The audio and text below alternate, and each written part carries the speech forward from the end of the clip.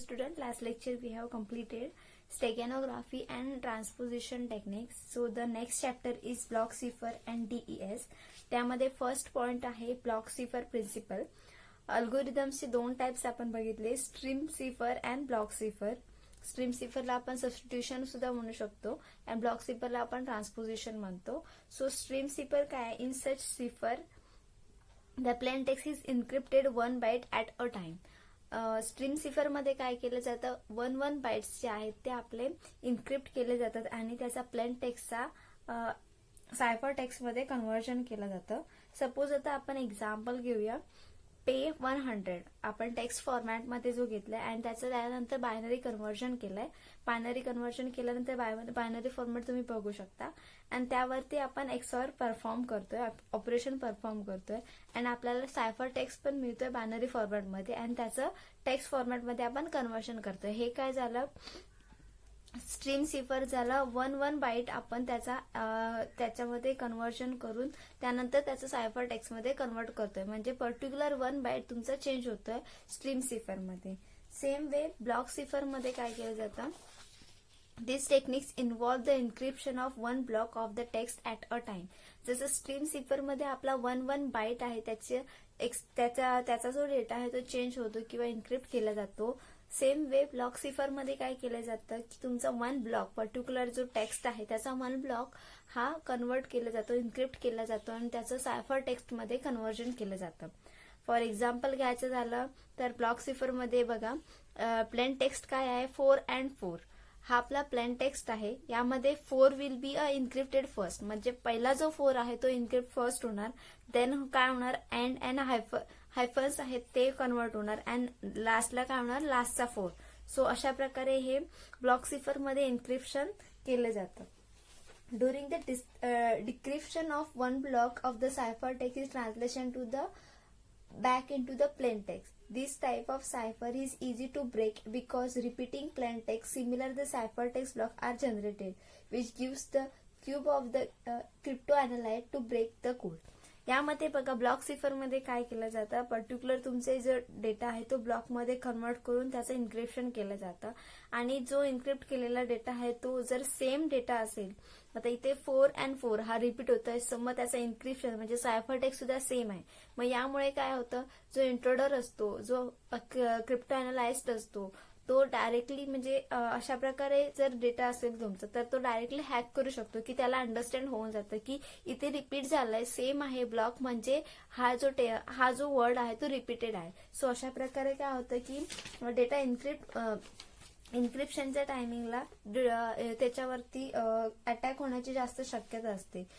हा block सिफरचा problem solve करण्यासाठी फेस्टल सिफर नावाचं एक अल्गोरिदम आहे.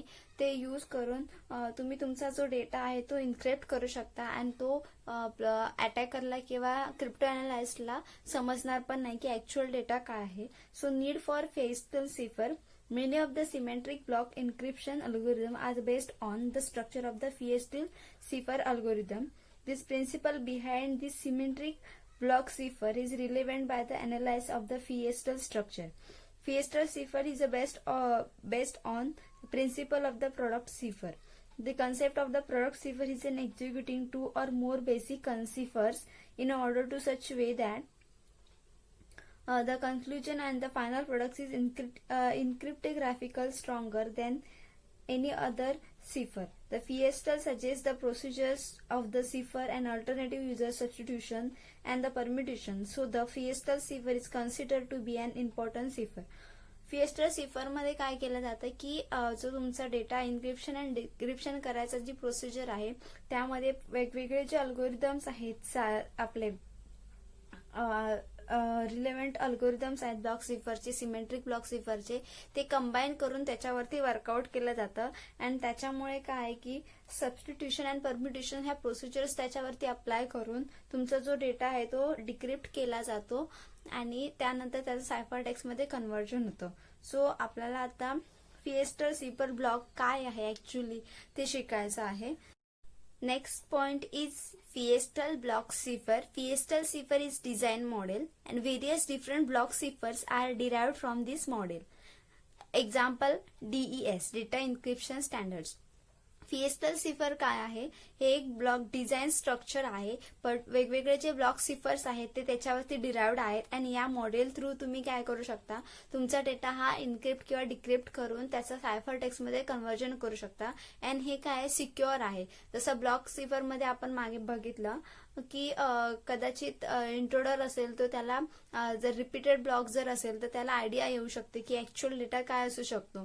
सो हा जो प्रॉब्लेम आहे तो फिएस्टल सिफरने सॉर्ट आउट होणार आहे आणि त्याच्यावरती जास्त सिक्युरिटी ही मेंटेन ठेवली जाणार आहे. सो आपण शिकूया की फिएस्टल सिफर ऍक्च्युअली कसं वर्कआउट होतं. हे फिएस्ट सिफरचं मॉडेल आहे. सो यामध्ये बघा प्लेन टेक्स्ट मीन्स व्हॉट, जो आपण सेंडर कडून रिसिव्हरकडे पाठवतो तो असतो तो प्लेन टेक्स्ट असतो. त्याच्यावरती आपण इन्क्रिप्शन करतो आणि त्यानंतर त्याचं सायफर टेक्स्ट मध्ये कन्व्हर्जन करतो. सो ही जी प्रोसिजर आहे त्यासाठी मच निडेड थिंग कोणती आहे, plain text. So plain text हा प्लेन टेक्स्ट ब्लॉक आहे. The plain text block can be divided into two halves मध्ये डिव्हिजन करायचं. त्यामधील first part is left part असणार आहे, लेफ्ट हाफ असणार आहे and second part is right half असणार आहे. सो आपल्या प्लेन टेक्स्टचे दोन ब्लॉक मध्ये डिव्हिजन झाल्यानंतर लेफ्ट अँड राईट मध्ये कन्व्हर्जन होणार त्याचे. बिफोर गोईंग अहेड दिस पॉइंट इंट्रोड्यूस करायचं आहे आपल्याला round. What is round? Round हे रेक्टँगल फॉर्म मध्ये जे तुम्हाला दिसत आहेत ते म्हणजे काय, राऊंड आहेत. सो नंबर ऑफ राऊंड असणार आहेत, राऊंड 1, राऊंड 2, राऊंड 3. सो राऊंडची गरज काय आहे, आपण जी प्रोसेस ऍक्च्युअली जी प्रोसेस करणार आहोत ती या राऊंड मध्ये स्टोअर केलेली असते. And this is a processing of a plain text into the cipher text. ही आपली जी प्रोसिजर आहे प्लेन टेक्स्ट सायफर टेक्स्ट मध्ये कन्वर्ट करायची, ती जी प्रोसिजर आहे ती या राऊंड्स मध्ये स्टोअर केलेली असते. आणि पर्टिक्युलर राऊंड्स आहेत त्याची ऍक्शन ही प्री डिफाईन असते. म्हणजे राऊंड 1 ची ऍक्शन आहे ती प्री डिफाईन आहे. तीच ऍक्शन नेक्स्ट टाइमला जेव्हा तुम्ही परफॉर्म करायला जाणार सो तीच ऍक्शन या राऊंड मध्ये परफॉर्म होणार. सेकंड राऊंड मध्ये त्याची प्री डिफाईन ऍक्शन असणार, तीच परफॉर्म होणार. मग पर्टिक्युलर राऊंड्स आहेत त्याला प्री डिफाईन त्यांचे ऍक्शन दिलेले असतात, ते त्याप्रमाणे परफॉर्म केले जातात. डीईएस अल्गोरिदम आपण पुढे जाऊन शिकणार आहोत. डीईएस अल्गोरिदम त्यामध्ये काय actually which is based on Feistel cipher. So ते ऍक्च्युअली फिएस्टर सिफर वरती बेस्ड आहे आणि त्यामध्ये राऊंडची साईज किती आहे, 16 आहे. आपल्याला 16 नंबर ऑफ राऊंड वरती डीईएस अल्गोरिदम परफॉर्म करून बघायचं आहे. ठीक आहे, ते आपण पुढे जाऊन शिकणार आहोत. And what is actually happening in each round. Each round मध्ये ऍक्च्युअली काय होतं, त्या राऊंड मध्ये सबस्टिट्यूशन अँड परम्युटेशन्स केलं जातं. तुमचा जो डेटा आहे तो इन्क्रिप्ट करून त्यामध्ये त्याचं सायफर टेक्स्ट मध्ये कन्व्हर्जन करण्याचं काम कुठे केलं जातं, राऊंड मध्ये केलं जातं. ठीक आहे, त्यानंतर आपण प्रोसिजर स्टार्ट करूया की ऍक्च्युअली कसं वर्कआउट होतं. तर यामध्ये तुम्ही बघू शकता की प्लेन टेक्स्ट आपण 2 हाफ मध्ये कन्व्हर्जन केलं. एक आहे लेफ्ट हाफ आणि दुसरा आहे राईट हाफ.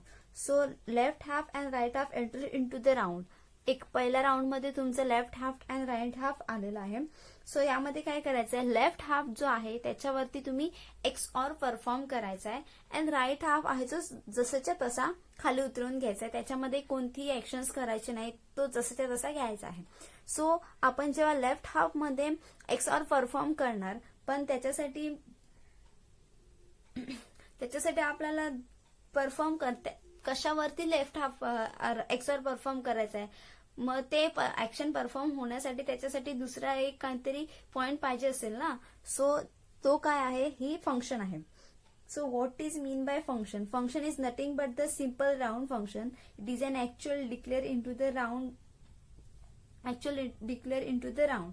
याला इन्क्रिप्शन फंक्शन सुद्धा तुम्ही बोलू शकता. आपण एल वरती एक्सऑर करणार आहोत, पण त्याच्यासाठी सेकंड पोझिशन काहीतरी पाहिजे ना, कशावरती तुम्ही परफॉर्म करणार आहात एक्सऑर. सो तो जो नेक्स्ट पॉइंट असणार आहे त्याचा तो म्हणजे काय असणार आहे, तुमचं राऊंड फंक्शन आहे. त्याला तुम्ही राऊंड फंक्शन म्हणू शकता किंवा इन्क्रिप्शन फंक्शन सुद्धा बोलू शकता. सो इन्क्रिप्शन फंक्शन मध्ये काय स्पेसिफाय केलेलं आहे, के मीन्स व्हॉट, तुमची की. मग नंबर ऑफ राऊंड्स जेवढे आहेत तेवढे तुमची पर्टिक्युलर की असणार आहे. सो जेवढे राऊंड्स आहेत त्याला वेगवेगळी की असणार आहे, सेम की आपल्याला अप्लाय करायची नाहीये. मग के के अँड आर म्हणजे तुमचा राईट हाफ असणार आहे अँड के, आणि ह्या फंक्शनचा जे आन्सर असणार आहे, ह्या फंक्शनचं जे आउटपुट असणार आहे ते आणि तुमची एल साईड याच्यावरती तुम्ही राऊंड 1 मध्ये एक्सऑर परफॉर्म करणार आहे.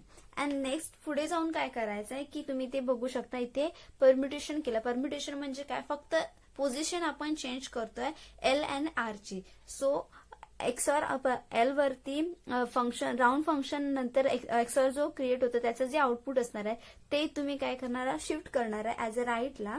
अँड तुमचा जो राईट आहे जसंच्या तसा तुम्ही तो उतरवून घेतलेला आहे तो तुम्ही लेफ्टला शिफ्ट करणार आहे. अँड सेम प्रोसिजर, जशी प्रोसिजर तुम्ही या राऊंड 1 मध्ये केली सेम प्रोसिजर इथे होणार आहे. तुमचा जो इथला जो जुना आर आहे तो तुमचा लेफ्ट होणार आहे आणि नवीन तुमचा जो एल आहे तो तुमचा आर होणार आहे. सो आर जसेच्या तसं खाली येणार अँड तुमचा नवीनवाला जो आर आहे, जुनावाला जो आर आहे तो लेफ्ट म्हणून राऊंड 2 मध्ये येणार आहे. सेम प्रोसिजर होणार. एल वरती तुमचं एक्सऑर परफॉर्म होणार, राऊंड फंक्शनचा जो आउटपुट असणार आहे आणि एल ह्याच्यावरती एक्सऑर परफॉर्म म्हणून सेम प्रोसिजर खाली येणार आणि तुमचा जो नवीनवाला एल आहे तो आरला सबस्टिट्यूट होणार अँड तुमचा जुनावाला जो आर आहे तो इकडे सबस्टिट्यूट होणार. अशा प्रकारे नंबर ऑफ राऊंड्स तुम्ही नंबर ऑफ राऊंड्स मध्ये तुम्ही कन्व्हर्जन करून तुमचं फायनल आउटपुट मिळणार आहे ते तुमचं काय असणार आहे, सायफर टेक्स्ट असणार आहे. तुम्ही इमेजमध्ये बघू शकता अशा प्रकारे हे परफॉर्म होणार आहे. अँड इथे के काय आहे, तुमची के ही नंबर ऑफ जेवढे राऊंड्स असणार आहे तेवढी तुमची की असणार आहे. प्रत्येक राऊंडला वेगळी की असणार आहे, सेम की आपल्याला अप्लाय करायची नाहीये. सो आय होप तुम्हाला अशा प्रकारे फिएस्टल सिफर समजलं असेल. फिएस्टल सिफरचं आपण आता हे फक्त इन्क्रिप्शन बघितलं. सो डिक्रिप्शनच्या टायमिंगला काय होतं, आपण इन्क्रिप्शनच्या टायमिंगला काय केला, हा प्लेन ब्लॉक आहे तो स्प्लिट केला 2 पार्टमध्ये एल अँड आर मध्ये.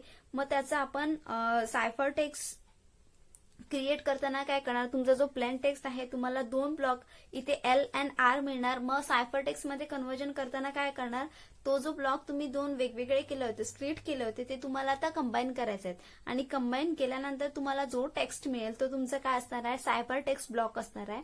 आणि तो तुम्ही ऍज अ सायफर टेक्स्ट म्हणून तुमच्या रिसिव्हरला पाठवू शकता.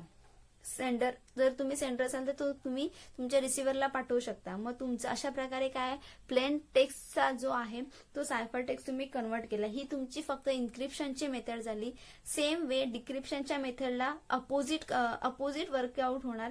जिथे तुम्ही स्प्लिट अप केला तिथे तुम्ही जॉईन अप करत जाणार आणि त्याच्या नंतर तुम्हाला त्याचं प्लेन टेक्स्ट मध्ये कन्व्हर्जन होऊन प्लेन टेक्स्ट तुम्हाला मिळणार. ठीक आहे, अशा प्रकारे इन्क्रिप्शन अँड डिक्रिप्शन प्रोसेस झाले. त्याच्यामध्ये नंबर ऑफ राऊंड्स कसे असतात, राऊंड फंक्शन मध्ये कोणकोणते पॉइंट्स यूज केलेले आहेत ते तुम्हाला समजलं असेल.